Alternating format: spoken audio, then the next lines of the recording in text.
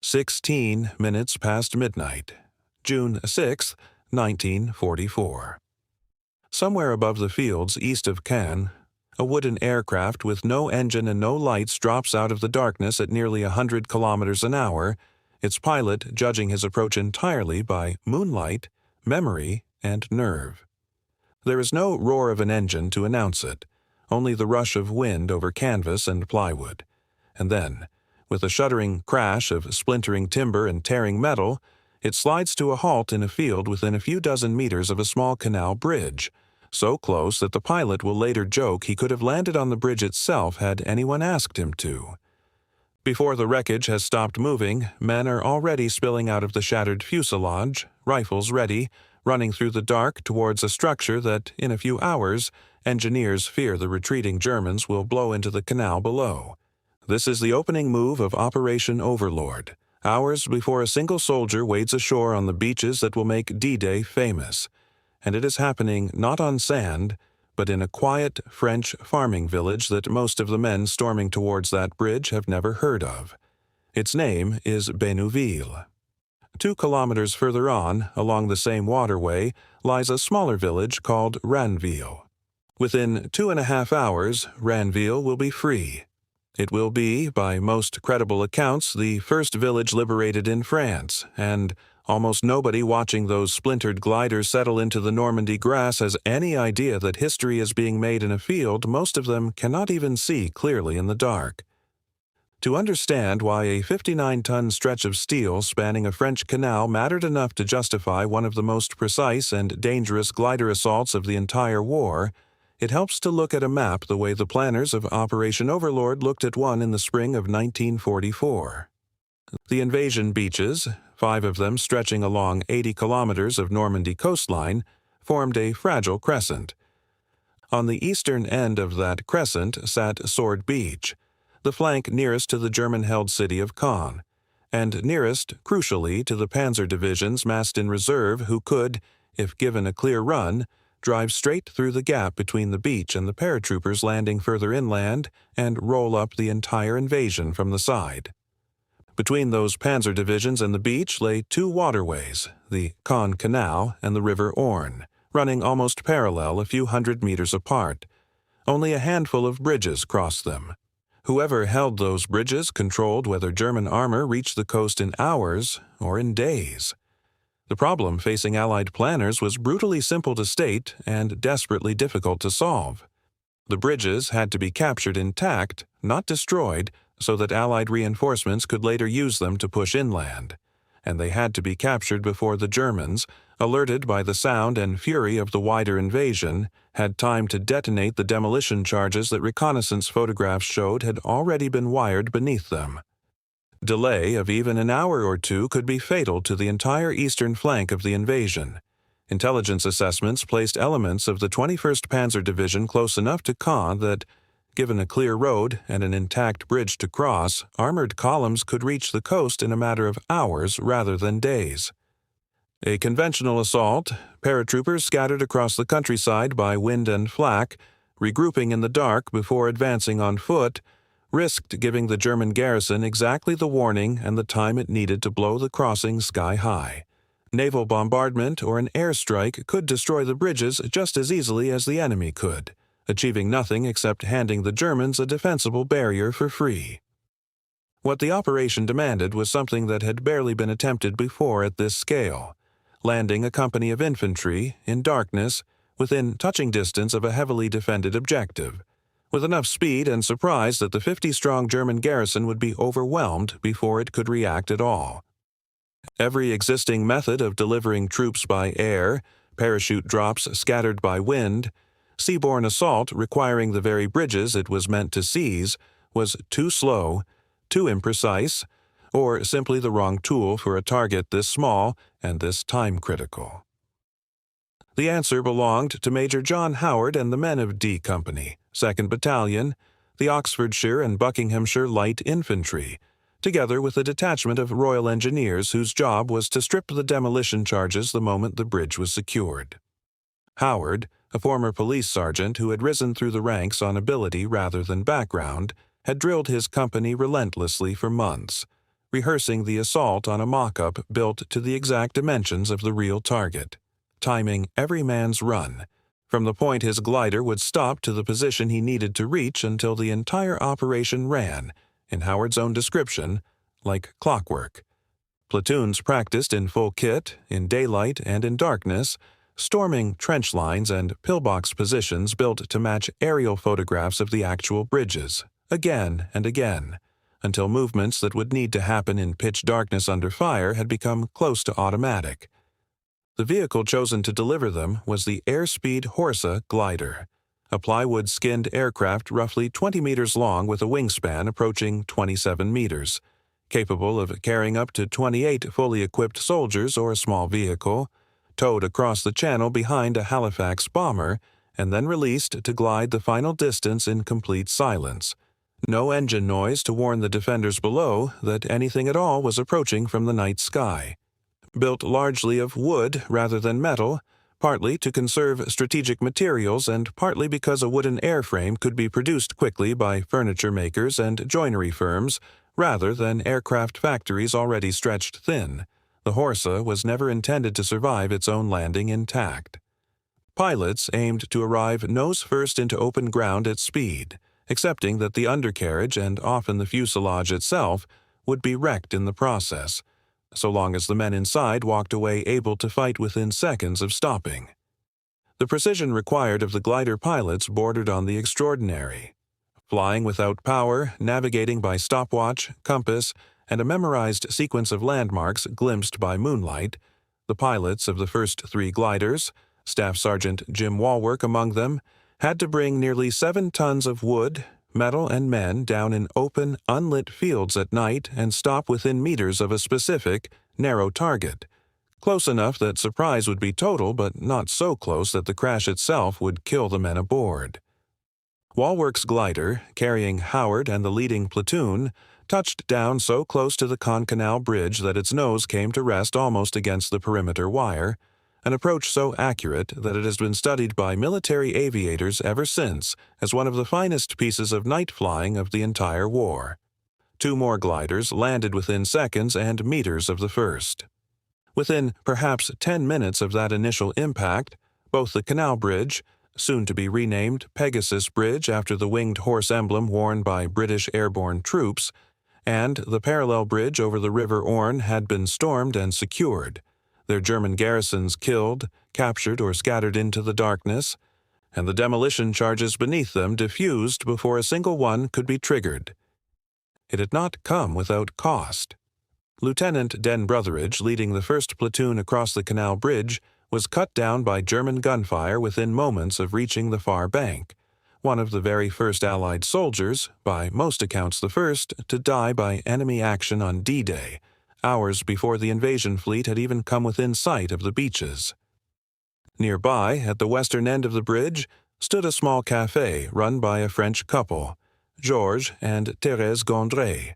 who had spent years quietly gathering scraps of intelligence on the German garrison for the resistance without ever daring to hope liberation would arrive on their own doorstep in the middle of the night. Their café is generally reckoned to be the very first building on French soil freed from German occupation on D-Day, its cellar, filled that same morning with bottles of champagne the Gondret had buried years earlier rather than let the Germans drink it, opened at last to toast the soldiers who had just taken the bridge outside their door. Further along the canal, in the village of Bénouville itself, and beyond it towards Ranville, the wider operation was unfolding on schedule. The 13th Parachute Battalion of the 5th Parachute Brigade, part of the same 6th Airborne Division whose glider troops had taken the bridges, had dropped by parachute in the fields around Ranville in the same opening hour of the invasion, tasked with clearing the village, securing the high ground beyond it, and destroying the anti-glider obstacles the Germans had planted in the surrounding meadows. Tall wooden stakes nicknamed Rommel's asparagus by the men who had to uproot them under fire, often working by touch in fields sown with mines. Despite the usual chaos of a night drop, men scattered by wind and cloud, units regrouping in unfamiliar darkness by torchlight and whispered passwords, the battalion fought its way into Ranville, moving house to house and street to street against a German garrison caught almost as thoroughly off guard as the men at the bridges 2 kilometers away. By roughly 2:30 in the morning, the village had been cleared of its German defenders and a defensive perimeter established. Around it, Ranville, a quiet farming community whose residents had gone to bed the previous evening under an occupation that had lasted 4 years, woke to find British paratroopers in their streets and gardens, and to find themselves, so far as the historical record allows anyone to claim it with confidence, the first village in France to be liberated on D-Day. If you are finding this interesting, a quick subscribe helps more than you know. What followed in the hours after those first bridges and that first village fell was not the end of the fighting, but the true test of it. The men holding Pegasus Bridge and the villages around it now had to defend a position deep behind what had, until minutes earlier, been the German front line, with no armor, minimal anti-tank weapons, and the near certainty that German counterattacks would come at first light. They came from the direction every planner had feared, the 21st Panzer Division, the one armored formation stationed close enough to the coast to strike within hours, probing towards the bridges and the villages beyond them through the morning of June 6th. British paratroopers, armed with little beyond the PIAT, a shoulder-fired anti-tank weapon with a modest effective range and a fearsome recoil, held their positions and, in several documented actions around the bridgehead that day, destroyed or disabled German armor that came within range, buying time for the seaborne reinforcements landing at Sword Beach to fight their way inland and link up with the airborne troops holding the eastern flank. The comparison with the American airborne landings that same night, further west around Sainte-Mère-Église, is instructive, and Sainte-Mère-Église itself has its own well-earned claim to fame as among the first French towns liberated on D-Day, a claim built on a very different kind of operation. The American 82nd and 101st Airborne Divisions were dropped by parachute across a far wider and more chaotic area than the tightly rehearsed British glider assault, scattered by cloud cover, anti-aircraft fire, and simple navigational error until men who had trained to land within meters of their comrades found themselves fighting alone or in small, improvised groups scattered across kilometers of unfamiliar Norman countryside. It made for a harder, messier, more improvised fight, but also, in its own way, a more resilient one. Scattered American paratroopers caused disproportionate confusion among German defenders who could not tell a genuine assault from a handful of lost stragglers, and Sainte-Mère-Église itself was cleared and held in the early hours of June 6th through raw improvisation rather than the clockwork precision Howard's men had rehearsed for months. The German response to both efforts, by contrast, was hampered by exactly the paralysis at the top of the command structure that slowed reinforcement across the entire invasion front that day. Reserve formations waiting on authorization that took hours to arrive, giving both the British glider troops at the bridges and the scattered Americans around Sainte-Mère-Église the breathing room they needed to consolidate before serious counterattacks could be organized. Assessing the true weight of what happened at those bridges and in that village is, in some respects, more straightforward than for many D-Day episodes, because the objective was narrow and the outcome measurable. The Caen Canal and Orne bridges were captured intact and held throughout June 6th and the days that followed, denying German armor the direct route to Sword Beach's flank that planners had feared, and allowing Allied reinforcements, including tanks, to cross inland once the beachhead was established. Whether Ranville's liberation, a few hours ahead of most other French towns and villages, changed the course of the wider campaign is a harder claim to sustain. Its significance lies less in shifting the strategic balance and more in what it represents. The first patch of occupied French soil, however small, handed back to its own people on the day the liberation of Western Europe began. The psychological effect on the men who achieved it, and on the villagers who lived through it, is easier to state with confidence than to measure. Georges and Thérèse Gondry's decision to dig up their buried champagne within hours of the bridge falling speaks to something that no casualty figure or tactical assessment quite captures. Historians remain divided, in a mild and largely academic way, over how narrowly to draw the claim of being first. Some point to isolated farmhouses or hamlets freed by scattered paratroopers minutes earlier in the general confusion of the drop, arguing that no single record keeper stood with a stopwatch over the whole of Normandy that night. What is not seriously disputed is the sequence at the heart of the story: Howard's company down and fighting within minutes of midnight, the bridges secured before midnight, and Ranville itself, a proper village with a church, a school, and several hundred residents, cleared and held by British paratroopers by roughly 2:30 in the morning, hours before the first landing craft ramps dropped on the beaches. Later claims and counterclaims from other liberated towns, Sainte-Mère-Église prominent among them, tend to rest on being first fully secured for the day as a whole rather than first entered, a distinction of interest chiefly to historians rather than to the villagers who lived through either version of events. Today, Pegasus Bridge itself, the original structure, has been preserved rather than left to rust in place. It was replaced over the canal by a modern crossing in 1994 and now stands in the grounds of the Memorial Pegasus Museum near Ranville, a short walk from the café the Gondry family kept running for decades afterwards, and from the war cemetery where many of the men who died taking and holding this stretch of ground now lie buried among the villagers whose homes they freed.